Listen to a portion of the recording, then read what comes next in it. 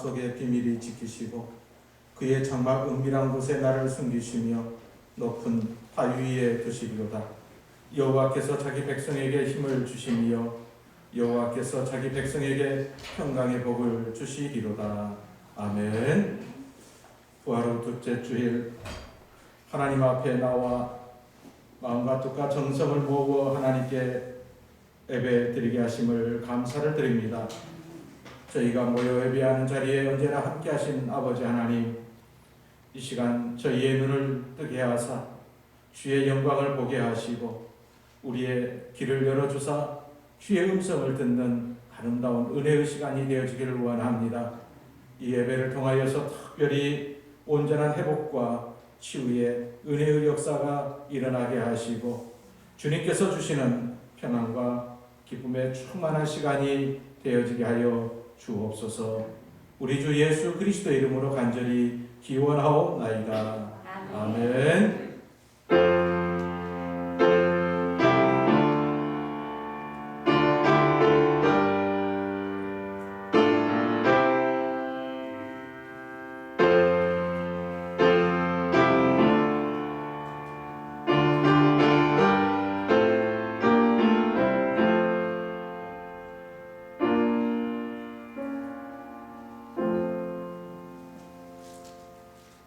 우리 다 함께 찬송 17장 찬송 드립니다.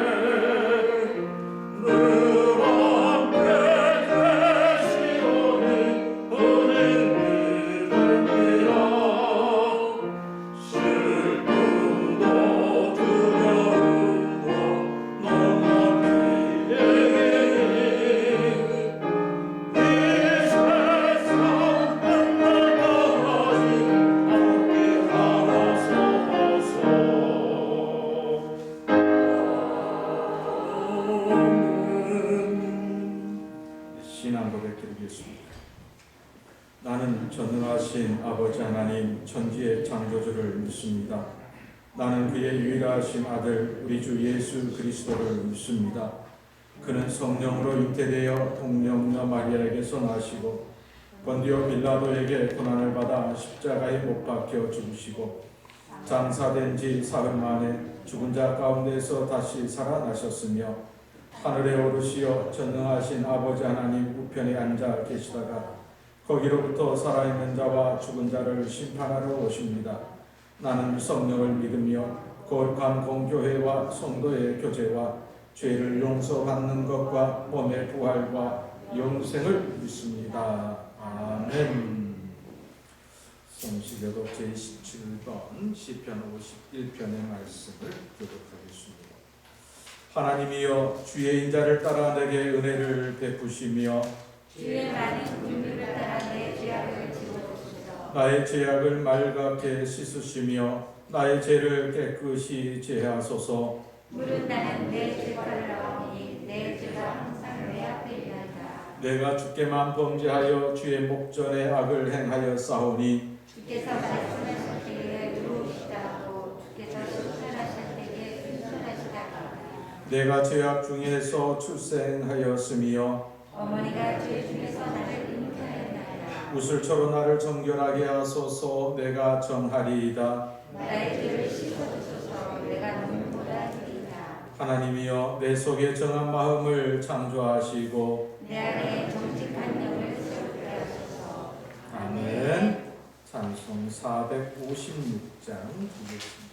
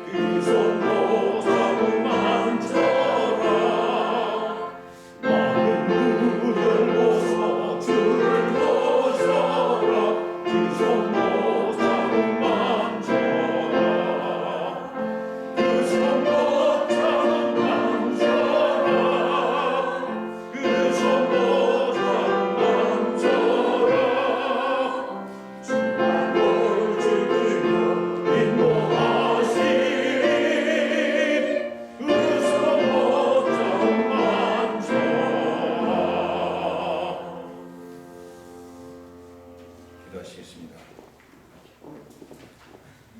사랑과 은혜가 풍성하신 하나님 아버지, 오늘도 특별히 저희를 택하셔서 주님 전에 예배드리게 하심을 감사드립니다. 이 시간 저희들을 성결케 하시고 주님을 향할 수 있는 믿음을 더하여 주시사 저희들의 마음을 겸손하게 하셔서 은혜 받는 귀한 시간이 되게 하여 주시옵소서. 봄비 같은 성령의 단비를 내려주셔서 메마른 저희들의 심령을 해갈하여 주시옵고 따뜻한 주님의 사랑과 자비로 인도하셔서 저희들의 허물을 용서받으며 주님 바라보는 삶이 되게 하여 주시옵소서. 아버지 하나님, 코로나19로 아직도 힘들고 혼란스러운 시기임에도 교회를 통해 은혜를 공급받게 하시고 저희들의 믿음의 자리를 지키게 하시니 참으로 감사합니다. 하나님 아버지, 오늘도 여전히 이곳에 임재하셔서 저희들이 거룩한 교회를 받들고 잘 섬길 수 있도록 인도하여 주시옵소서. 교회를 통해 일하시고 일하기를 원하시는 주님의 열심을 깨달아 순종이 넘치는 저희들이 되게 하여 주시옵소서. 아버지 하나님, 오늘도 단위에 세워주신 목사님에게도 축복하셔서 증거하실 목사님을 성령으로 강하게 붙들어 주시기를 원합니다. 또한 오늘 드리는 이 예배가 하나님께 영광이 되고 감동이 되는 귀한 시간이 되게 하여 주시옵소서. 이 예배를 통해 죄를 새롭게 하여 주시기를 원하며 이 자리에 참석한 성도들 모두가 주님의 은혜를 충만히 받고 돌아갈 수 있도록 인도하여 주시옵소서. 이 모든 말씀 예수님 이름 받들어 간절히 기도드렸습니다. 아멘.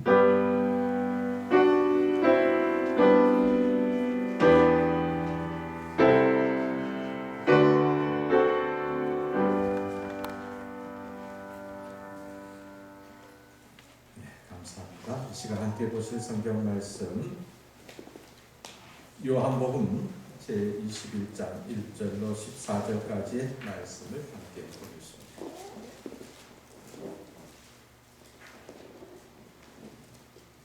요한복음 제21장 1절로 14절까지의 말씀 우리 한 목소리로 같이 봉독하겠습니다. 그 후에 예수께서 디베랴 호수에서 또 제자들에게 자기를 나타내셨으니 나타내신 일은 이러하니라.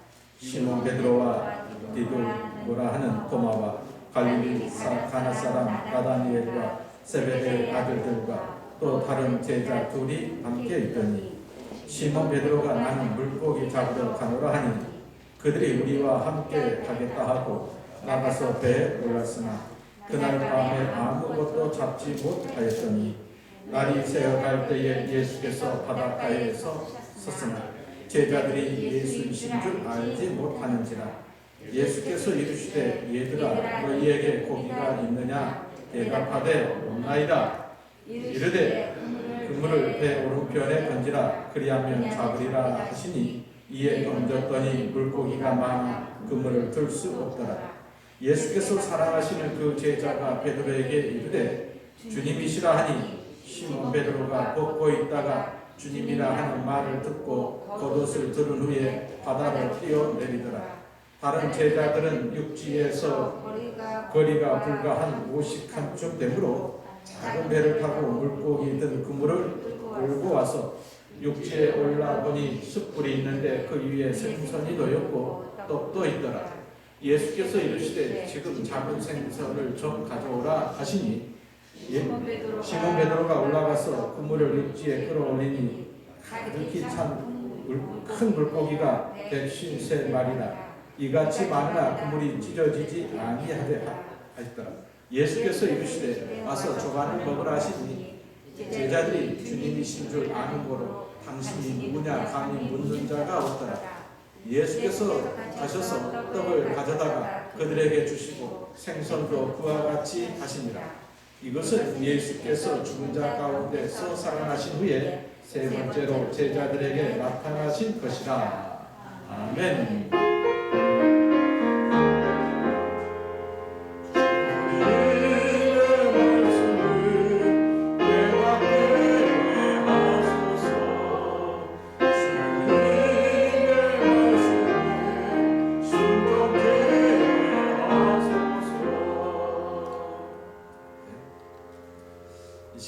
복음성가 149장 너의 하나님 여호와가 함께 찬양드리고 말씀 은혜의 시간을 갖겠습니다. 복음성가 149장 너의 하나님 여호와가 너의 하나님 여호와가 너희 가운데 계시니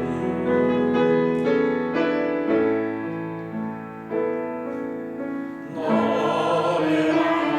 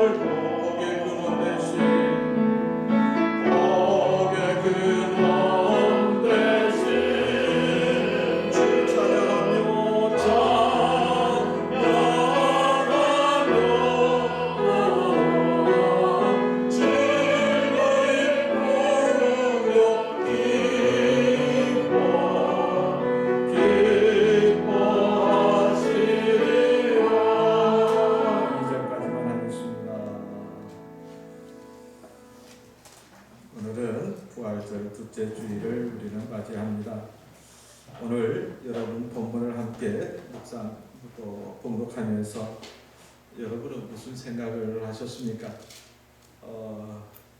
오늘 말씀 1절로 14절 가운데 여러분 마음에 가장 와닿는 부분 말씀이 또 구절이 어디라고 생각하십니까? 말씀을 준비하면서 사도 요한은 어디에 포인트를 맞췄을까를 생각해 보았습니다. 이 14절로 생각을 해봤습니다. 이것은 예수께서 죽은 자 가운데서 살아나신 후에 세 번째로 제자들에게 나타나신 것이라. 굳이 사도 요한이 오늘 복음서를 쓰면서 이 세 번째, 이 세 번째를 강조한 이유가 무엇일까? 어떻게 보면 우리가 잘 아는 대로 예수님께서 제자들에게 지금 세 번째 나타나신 것이고 그 전에 바로 여인들에게도 먼저 나타나신, 그러니까 총합은 네 번째인데 제자들에게는 세 번째죠. 근데 1, 2, 3 할 때에 예수님의 마음을 우리는 좀 읽어볼 필요가 있는 것 같습니다. 우리는 소수보다 사실은 다수가 참 중요합니다. 첫 번째 예수님께서 나타나실 때에 거기에 한 사람이 빠져 있었어요. 누가 빠져 있었냐면 도마가 빠져 있었어요. 이게. 그러니까 예수님께서 어떻게 보면 두 번째 주님께서 제자들에게 나타나실 때에 도마가 그랬잖아요. 나는 직접 보지 않고 만져보지 않고 내가 확인하지 않고는 믿을 수 없겠다.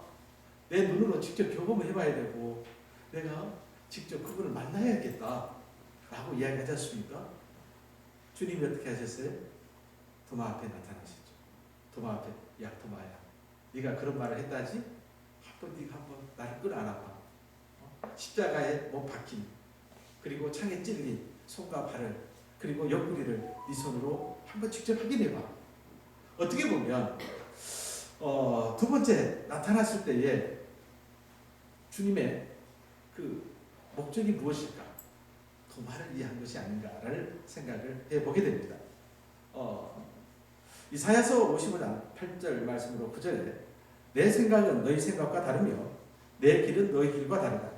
하늘이 땅보다 높은 같이 내 길은 너희 길보다 높으며 내 생각은 너희 생각보다 높다. 라는 말씀을 우리는 언뜻 떠오릅니다. 주님의 생각, 주님이 하시는 말씀 하나하나에는 우리가 생각지도 못하고 우리가 헤아릴 수 없는 그 부분까지 주님은 관여하고 계시고 또 신경 써 주시고 또 함께 하는 줄로 믿습니다. 오늘 이 도마에게 주님께서 나타났을 때 도마가 마지막에 그런 이야기를 하죠. 주님께 이야기하죠. 나의 주님, 나의 하나님, 이렇게 외칩니다. 그 감동은, 그리고 나를 위해서 이 주님께서 이렇게 오셨다고 생각하니 그 감동을 이루 말할 수 없을 것입니다.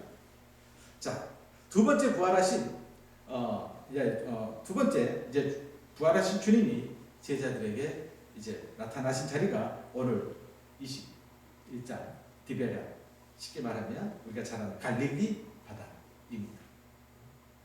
여기에서 사실은 이 21장, 20장과 21장을 비교하다 보면 사도 요한의 마음을, 의도를 우리는 좀 먼저 볼 수 있어야 합니다. 앞장에 딱 넘기면 오늘이 좀 영상이 좀 안 됐습니다. 그래서 여러분 성경을 바로 두시기 바랍니다. 20장 30절, 31절 말씀에 보면 사도 요한이 이 복음서를 기록한 목적이 기록되어 있습니다. 그렇죠? 그리고 그걸로 끝나야 돼요. 그렇죠? 한번 볼까요? 30절. 예수께서 제자들 앞에서 이 책에 기록되지 아니한 다른 표적도 많이 행하셨으나 오직 이것을 기록함은 너희로 예수께서 하나님의 아들 그리스도이심을 믿게 하려 하며 또 너희로 믿고 그 이름을 힘입어 생명을 얻게 하려 함이니라. 아멘. 자, 오늘 말씀 속에서 요한복음이 기록된 목적이 31절 말씀에 분명히 바로 결론 지어 있죠. 그런데 21장을 통해서 사도 요한은 과연 무엇을 의도하고 있는가를 생각해 봐야 됩니다. 어떻게 보면 20장 31절로 해서 끝났는데 사도 요한은 어떻게 보면 본서 전체가 끝난 이후에 비밀리에 공개되는 어떻게 보면 비하인드 스토리라고 할까요? 21장을 붙였습니다. 왜 그랬을까? 예수님의 부활 사건은 부활 사건으로 끝나는 것으로 막을 내리는 것이 아니라는 이야기예요. 예수님의 부활 사건이 바로 어디로 이어지냐면 사도행전 2장에 오순절 마가 성령의 강림 사건으로 이어지게 됩니다. 그렇다면 이 중간에 뭐가 있어야 되죠? 이 중간에 뭐가 있어야 돼요? 예수님의 부활 사건을 통해서 바로 우리 주님께서는 오순절 놀라운 성령의 강림 사건을 준비하시면서 사도 요한은 이 가운데 그냥 하늘에서 뿔이 아니라 말 그대로 제자들을 통하여서 주님께서 친히 택하시고 성별하신 그 제자들을 택하여서 말 그대로 교회의 새로운 시작을 하기 위함이 아니겠는가? 바로 그렇습니다. 오늘 21장의 가장 큰 목적이 무엇이냐? 너무너무 초라하고 부끄럽고 창피한 삶의 자리, 그 자리에 주님께서 친히 오셔서 목적이 뭐냐고요? 이 제자들을 다시 세우십니다. 바로 그렇습니다. 우리는 세상에서 가장 무서운 게 뭘까? 바로 이 마음이지요. 마음에 무엇이 제일 무섭습니까? 바로 좌절과 절망이라는 것입니다. 좌절과 절망은 내 손에 있는 모든 것이 펴져버립니다. 내가 할 수 있는 것이 아무것도 없습니다. 그래서 여기에서 포기가 되어지는 거죠. 좌절과 절망에는 희망이 없습니다. 미래가 없습니다. 꿈이 없다라는 것입니다. 그 자리에 주님께서 오심은 이제 새로운 부활의 사건을 통해서 새로운 시작을 위한 주님께서 첫 발걸음이고 그 첫 발걸음에 제자를 다시 세우심이었다는 이야기입니다. 오늘 주님께서 이 자리에 다시 세우시는 그 주님의 발걸음이 이 자리에 또 함께한 줄로 믿습니다. 자, 오늘 말씀을 보면 1절에 이 일이 그 후에 예수께서 디베랴 호수에서 또 제자들에게 자기를 나타내셨으니 나타내신 것은 이러하니라. 시운서경에는 이렇게 되어 있어요. 이 일이 일어난 후 예수께서 디베랴 호수에서 제자들에게 다시 자신을 나타내셨습니다. 시몬 베드로를 위시하여 7명의 제자들이 이 갈릴리 호수 부근에 모였습니다. 그때가 밤이었던 모양입니다. 어쩌면 우리하고의 그 낚시 문화의 그 차이겠지만 베드로가 이야기합니다. 나는 물고기를 잡아야겠다. 너희는 어떡할 거냐? 나머지 제자들도 그래, 우리도 뭐 별별 일이 끝나. 당신과 함께 하겠다. 그래서 이 7명의 제자들은 이제 그 밤에 고기를 잡으러 배를 띄우게 됩니다. 어떻게 보면 베드로와 이 7명의 제자들의 한번 분위기를 한번 상상을 해보십시오. 난 이제 물고기를 잡으러 가야겠다. 너희는 어떡할래? 우리도 별별 일이니까요. 우리도 당신을 따라가서 물고기를 잡겠습니다. 과연 이 대화 속에서 예수님께서 제자들에게 거는 기대, 제자들을 통해서 거는 그 기대가 요만큼이라도 있던가? 라는 것이에요. 사실 전혀 없습니다. 분명히 3년 전에 이 자리에서 주님은 제자를 부르셨습니다. 그리고 뭐라고 이야기하냐면 나를 따라오라. 내가 너희로 무엇을 낚는? 사람을 낚는 어부가 되게 하겠다. 그 자리에 여기에는 놀라운 삶의 새로운 비전, 그렇죠? 어떻게 보면 이 제자들을 통해서 하나님의 뜻을 이루어지기 위한 놀라운 미션이 들어있는데 그 자리인데 지금 이 자리는 나 지금 고기나 잡아야겠다. 이제 나 더 이상 할 일이 없다. 할 수 있는 일이 없다. 라는 거 아니겠습니까? 어쩌면 오늘 이 자리는 주님께서 제자들에게 새로운 삶의 의미를 부여해주고 삶의 미션을 부여해주고 그래서 제자들은 그 말씀을 붙들고 그 모든 것을 뒤로하고 그 주님을 따랐던 결단의 자리인데 지금 제자들은 이렇게 이야기합니다. 나에게는 더 이상 삶의 의미, 삶의 미션, 삶의 비전 이런 것이 하나도 없어. 내가 과거 해왔던 그 자리에 다시 왔고 나는 이제 과거 했던 일을 할 수밖에 없는 자리. 너희를 어떡할 거냐? 라는 것 아니겠습니까? 바로 그렇습니다. 그래서 오늘 이 3절 말씀을 보면 참 재밌는 이 표현이 나옵니다. 시몬 베드로가 나는 물고기 잡으러 가노라. 그들이 우리도 함께 가겠다 하고 나가서 배에 올랐으나 그날 밤에 아무것도 잡지 못하였더라. 여기에서 나는 물고기 잡으러 가노라. 그리고 하반절에 보니까 그날 밤에 아무것도 잡지 못하였더라. 여기서 잡다라는 말이 나와요. 잡다라는 말. 첫 번째로 이 잡다, 물고기 잡으러 가겠다라는 것은 내가 평상시 습관대로 내가 하던 대로 그냥 하는 거예요. 이게 그냥 내가 하던 대로 내 몸에 밴 대로 나 물고기나 잡으러 갈란다 라는 거예요. 근데 이 두 번째 하반절에 그날 밤에 아무것도 잡지 못하였다라는 이 단어는 잡기 위해서 내가 모든 수단과 방법을 동원해서 잡기 위해서 내가 혼신의 힘을 다하는 모습이 이 잡는다. 이 단어 자체가 달라요. 이게 습관을 쫓아서 갔지만 물고기를 잡기 위해서 베드로와 도고 7명의 제자는 합심해서 혼신의 힘을 다해서 그동안 자기들이 고기를 잡았던 모든 노하우를 이용해서 물고기 잡기를 다 했다 이 말이에요. 이게 근데 잡았다고요? 못 잡았다고요? 못 잡았다 이 말이에요. 이게 어쩌면 이 첫 번째 잡다를 생각해 보면서 이런 생각을 해보았습니다.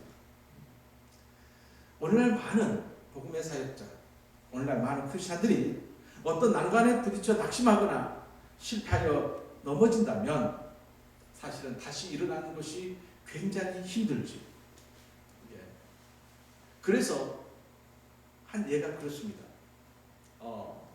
교도소 선교하시는 목사님들 가장 우려하는 것이 재범이죠. 재범. 그래서 뭐 하는데 여기 나가면 이제는 정말 올바로 살아야 돼. 착하게 살아야 돼. 이런 이야기합니다. 이게. 그런데요. 교도소 안에서 예수님을 영접했습니다. 그리고 예수님의 은혜 속에서 삶의 놀라운 변화를 경험을 했습니다. 그리고 출소를 합니다. 그냥 교도관에 의해서 이제 나가면 다시 들어오면 안 돼. 이제 정말 착하고 정직하게 살고 사람답게 살아야지. 이렇게 출소한 사람하고 예수님의 은혜로 말미암아 새롭게 변화되고 거듭난 인생이 출소한 거하고 여러분 재범률이 다시 들어오는 확률이 어디가 높아요? 첫 번째, 두 번째? 첫 번째 훨씬 높습니다. 바로 그 이야기입니다. 오늘날 이 많은 크리스찬들이 예수님의 은혜로 말미암아 새 생명을 부여받았습니다. 그리고 새 인생에 정말 열심히 살아보려고 할 때에 뜻대로 되지 않아서 모든 것이 다 잃게 되고 인생의 가장 밑바닥에 처해 됐을 때 우리 다시 일어서야 되죠. 일어서야 되죠. 여기서 결정적인 것이 있습니다. 여기에서 일어서게 하는 것이 나의 힘과 나의 의지로 일어서는 것이 아니라는 거예요. 바로 다시 일어서게 하는 것은 오직 주님께서 주시는 은혜의 말씀을 통해서 일어서는 줄로 믿습니다. 자, 왜 재범률이 높냐고요? 착하게 살아보려고 했어요. 정직하게 살아보려고 했어요. 근데 세상이 받아요, 안 받아요? 세상이 받질 않아요. 그러니까 내가 과거에 했던 그 습관, 그 버릇대로 다시 너무 것에 손이 가는 거예요. 거기에서 이 잡다라는 첫 번째 잡다라는 이 단어가 사용이 돼요. 과거에 했던 그대로 습성을 쫓아간다. 그거예요. 두 번째 잡다는 7명의 제자가 혼신의 힘을 다해서 자기들의 직업 그리고 자기들이 가지고 있는 모든 기술을 통해서 혼신의 힘을 다했다. 고기를 잡기 위해서 몸부림을 쳤다라는 거예요. 왜? 잡아야 사니까. 그러잖아요. 물고기 잡아야 살잖아요. 살기 위해서 발버둥 치는 거예요. 그렇죠? 그런데 그들은 아무것도 잡질 못하였습니다. 잡질 못하였어요. 자, 여기에서 우리는 한 가지 분명한 것을 깨달아야 됩니다. 베드로를 비롯하여 예수님의 제자들이 앞으로 감당해야 할 사역, 감당해야 될 사역, 그렇죠? 이제 앞으로 사도행전을 시작하면 이 제자들이 감당할 사역들이 얼마나 어마어마합니까? 실패할 수밖에 없는 이유, 혼신의 힘을 다하여 자기의 경험과 기술과 노하우를 통하여서 열심히 하지만 그것은 실패로 끝난다는 거예요. 그렇죠? 근데 그 다음 말이 너무너무 재밌잖아요. 얘들아, 너희에게 고기가 있느냐? 주의 말씀이 들리죠. 그러면 실패할 수밖에 없는 것은 자기의 의지, 자기의 그런 노력에 의해서, 능력에 의해서 제자의 삶을 사는 것은 실패할 수밖에 없다. 이것을 가르친 반면에 중요한 것은 따라서 봅시다. 주님과의 동행, 주님의 도움 없이는 실패할 수밖에 없는 그러한 사역, 그러한 크리스찬의 일이라는 말이에요. 그럼 성공의 비결은 딱 정해졌죠. 승리할 수 있는 비결은 주님과 동행, 주님의 도우심 속에서 우리가 살아야, 주님의 관계 속에서 우리가 살아야 앞으로 제자의 사역을 성공해야 이룰 수 있다는 거 아니겠습니까? 아, 그래요. 우리가 작년 이맘때 제가 여러분에게 제자들의 선 자리에 대해서 말씀을 전한 적이 있습니다. 제자에 있는 자리가 어떤 자리입니까? 얼른 한번 찾아볼까요? 히브리서 쉽습니다. 히브리서 13장 13절 보면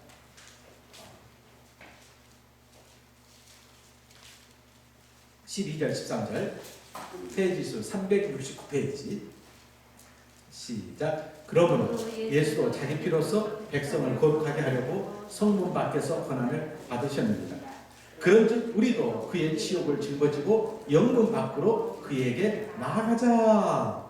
여기에서 바로 성문 밖이 나오고 영문 밖이 나와요. 아니요, 밖이요? 제자의 자리. 예수님께서는 우리의 질고를 대신 지시고 어디에서? 성문 밖에서.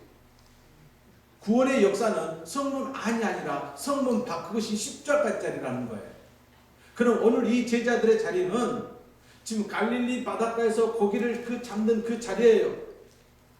이것은 밖이 아니라 안이라고 말씀을 드렸어요. 그렇죠? 제자의 자리는 성문 안이 아니고 성문 밖이라고 이야기를 했습니다.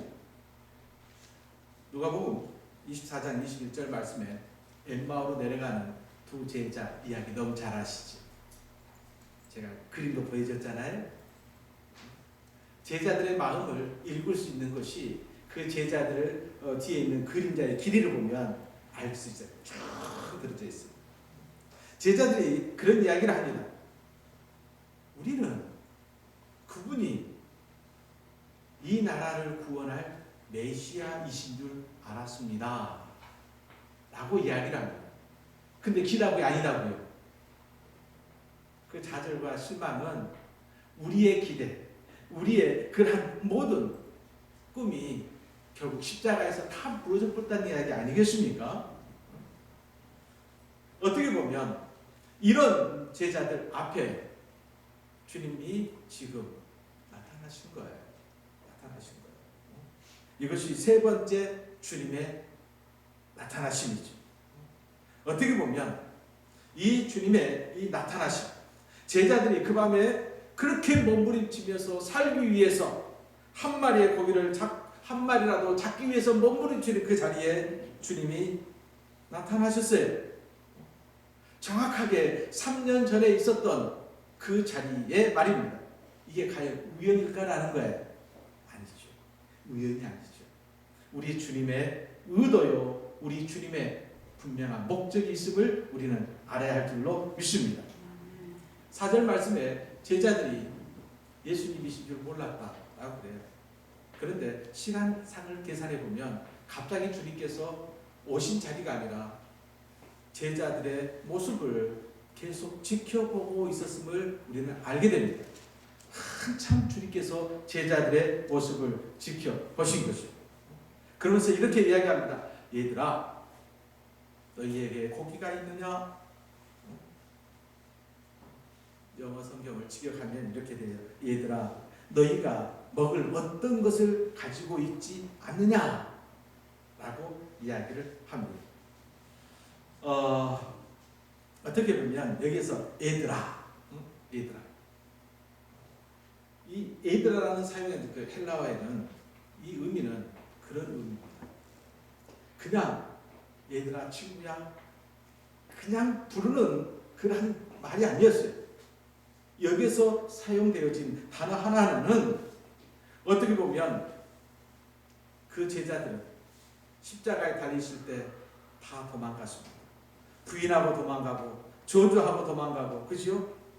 그런데 주님께서 얘들아 라고 부르실 그 단어는 정말 사랑하는 자녀를 부모가 끌어안을 때 뭐라 하죠? 전라도 말로 온내 내 새끼, 이 얘들아라는 단어가 거기에 사용되는 거예요. 얼마나 미운 제자들입니까? 그렇잖아요. 3년 동안 쫓아다니면서 동고동락을 했어요. 요만큼이라도 정이 있고 요만큼이라도 애정이 있으면 그래도 어느 정도 주님 곁에 붙어 있을 수 있잖아요. 베드로는 멀찍이 따랐고 사도 요한도 따르긴 따랐지만 어떠한 말도 할 수 없는 그러한 자리. 나머지 제자들은 나오지도 않아요. 그것도 뭐예요? 다 흩어졌다는 이야기예요. 그런 제자들 앞에 주님께서 사랑하는 내 자녀요, 사랑하는 내 제자들이요, 사랑하는 내 형제요, 사랑하는 내 친구요 하고 예수님께서 그들을 부르셨다라는 거예요. 그러면서 너희에게 고기가 있느냐? 고기 없지? 이건 부정을 그 안에 품고 있어요. 어떻게 보면 주님은 우리의 속을 깨트려 보시는 주님이신 줄로 믿습니다. 말씀을 보다 보면 깜짝 놀랄 그러한 일들이 많이 있지. 자,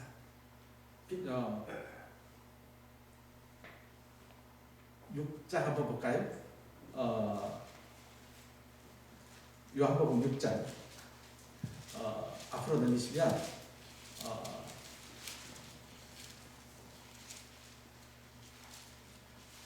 6절 말씀에 이렇게 되어 있죠. 자, 이렇게 말씀하시면 친히 어떻게 하실지를 뭐하고 아시고 빌립을 뭐하여 시험하여. 주님께서는 제자들의 마음을 속속들이 알고 계셨다 이 말이에요. 우리 주님은 나보다 더 나를 더 잘 아시는 분이신 줄로 믿습니다. 제자들의 밤새도록 고기 잡았는데 그 배 안에, 그 그물 안에 고기 한 마리가 없다라는 것을 주님은 알고 계셨다, 모르고 계셨다? 알고 계셨다. 그래서 얘들아, 너희 거기 고기 있어? 없지? 그 이야기예요. 우리 주님은 아실 뿐만 아니라 또한 해결하실 수 있는 능력을 가지신 분이신 줄로 믿습니다. 바로 그렇습니다. 어쩌면 지금 예수님은 제자들이 고기를 한 마리도 못 잡는 것을 알고 계시고 또한 그 제자들을 부르신 거예요. 이제 오늘 말씀에 핵심이 나옵니다. 6절 말씀에 이르시되 그물을 배 오른편에 던지라 그리하면 잡으리라 하신 이에 던졌더니 물고기가 많아 그물을 들 수 없더라. 볼 수 없다. 여기에서 던지다라는 표현이 나옵니다. 던지다. 던지는 것은 그냥 투망 던지는 것. 투망 던지는 것은 나하고 연결되는 끈이 있잖아요. 투망은 그런 게 있어요. 근데 주님께서 그물을 던지라 할 때는 나하고 연결된 것이 하나도 없는 그 던지라는 표현을 씁니다. 말 그대로 가장 표현을 찾다 보니까 던지라는 표현이 어떤 표현입니까? 우리가 내동듯이다? 그냥 에이! 그냥 던져버리다. 이게 어쩔 때 그거죠. 내동치기 칠 때는 나하고 미래를 끊어버린다는 이야기예요. 나의 의지하고 끊어버린다는 이야기예요. 내 생각하고 끊어버린다는 이야기예요. 주님께서 야 너희 그물 하나도 없지, 고기 한 마리도 없지, 이제 내가 말하는 대로 그물을 던져 라는 그 말은 너희가 밤새도록 몸부림치면서 고기 잡으려고 노력했던 모든 것들을 다 끊어버리고 그냥 눈 찍 감고 던져 라는 말이에요. 그렇지 않겠습니까? 그래야 말 그대로 그게 모험이지요. 도전이지요. 도전이죠. 왜요? 제자들은 밤새도록 고기를 잡기 위해서 몸부림을 쳤습니다. 왜? 이제는 이걸 잡아야 사니까. 살기 위해서 할 수 있는 모든 것을 다 동원해서 그물을 던졌단 말이에요. 근데 한 마리도 잡지 못했단 말이에요. 근데 다시 그물을 던지라는 그 음성 앞에 그 그물을 던질 때에는 어떤 마음으로 던지겠어요? 여기에 의심, 선택, 많은 갈등 생기지 않겠습니까? 그렇잖아요. 자, 어떻게 보면 누가복음 5장 말씀에 이제 첫 번째 예수님께서 제자들을 부르실 때에 그물을 던지라고 하셨지요. 중요한 것이 있습니다. 그물을 던질 때 어떤 자리에서 그물을 던지는가, 여기에서 가장 중요한 게 나와요.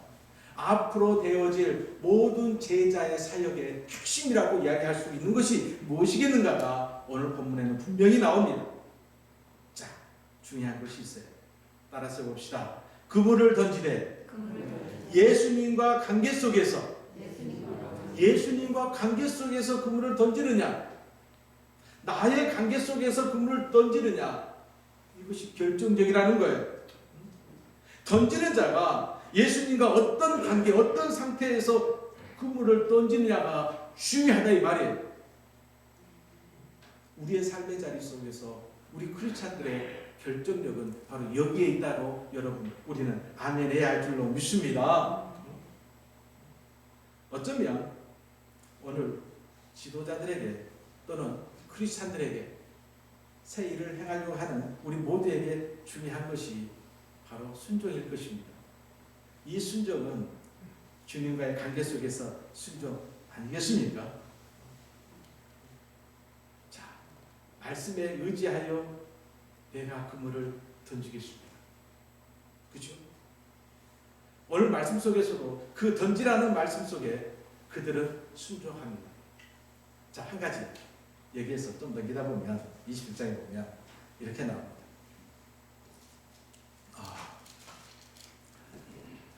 7절 말씀에 예수께서 사랑하시는 그 제자가 베드로에게, 여기서 그 제자가 누구일까요? 다른 사람이 서 있는 것, 그물을 던지라고 한 사람이 누구인 것을 다 알지 못했어요. 맨 먼저 한 제자가 주님이시다 라고 했어요. 예수님이다 그랬단 말이에요. 그 제자가 누구일까요? 지금 우리는 어디 보고 있죠? 요한복음 보고 있죠. 예수님을 가장 먼저 알아본 제자는 누구라고요? 요한이에요. 저는 이걸 보면서 이야, 다른 사람들은 다 보지 못했는데 어떻게 요한을 알아봤을까? 예수님께서 특별히 요한을 부를 때는 어떻게 불렀어요? 사랑하는 요한이라고 했잖아요. 원래 요한은 우리와 같은 사람인데 이때도 주님에 대한 사랑이 보게 하는구나. 보게 하는구나. 그렇죠? 사랑은 우리의 눈의 베일을 벗겨버릴 것 같아요. 그래서 주님을 봅니다. 주님이시다. 여기서 놀라운 또 사건이 일어납니다. 그 소리에 베드로가 어떻게 했다고요? 벗고 있다가 주님이라 하는 말을 듣고 겉옷을 두른 후에 바다에 뛰어들었다. 눈이 확 뜬 거예요. 이 제자들 가운데 가장 부끄러운 제자가 누구일까요? 베드로죠. 가장 부끄러운 제자가 베드로예요. 예수님 얼굴 보기를 가장 주저하고 숨을 수밖에 없는 제자가 베드로예요. 그런 베드로가 앞뒤 가리지 않고 우도 걸치고 바로 바다에 뛰어들었어요. 왜일까요? 너무 부끄럽고 너무 죄송스럽고 그 주님을 가장 빨리 보고 싶은 거예요. 그 주님을 빨리 보고 싶은 거예요. 너무너무 보고 싶어서, 그렇죠? 그의 인생에 눈이 확 떠지는 그러한 순간이 바로 그 자리였어요. 주님이시다. 실제로 이 일 후에 베드로는 더 이상 방황하지 않습니다. 이 일 후에 그는 이제 예루살렘으로 나아갑니다. 이 일 후에 주님을 겉고 부인하거나 또한 저주하거나 주님의 뜻을 어긋나는 일을 하지 않습니다. 목숨을 다할 때까지 그는 교회를 지키고 순교의 자리까지 주의 이름을 드러내는 제자가 되어집니다. 주님이시다. 주님이 왜 이 바닷가에 오신지 이제 아시겠죠? 이런 제자들을 다시 세워서 이제 오순절마가 다락방의 성령의 역사를 체험하게 하고 이 제자들을 통해서 바로 교회를 새롭게 세우기 위한 하나님 우리 주님의 아름다운 발걸음 아니겠습니까? 바로 그렇습니다. 부활절을 통해서 그리고 이후에 사건 하나를 통해서 찾아오신 주님께서 이 시간 저와 여러분 또 우리 교회에 또 함께하여 주실 줄로 믿습니다. 기도드리겠습니다. 생명의 주가 되신 여호와 하나님, 디베라 바닷가에 친히 오셔서 일으켜 세워주시고 위로해 주시고 격려해 주시고 다시 세워주셔서 제자의 사역의 장으로 또한 나아가게 하신 저희는 믿으며 이 자리 가운데에 저희를 또한 세워주심을 믿습니다. 오늘 저희 가운데에 함께 오시어서 특별히 저희를 세워주시고 저희를 또한 파송할 때에 이 어려운 시대에 이 귀한 주님의 발걸음을 기억하게 하시고 그 주님의 마음을 헤아리게 하시고 나를 붙잡고 나를 위하여 기도하시는 그 주님 아름다운 그 기도에 부응하여서 이 시대 속에서 이제는 살아계신 그 주님을 증거하는 아름다운 삶이 되어지게 하옵소서. 예수님의 이름으로 기도드립니다. 아멘.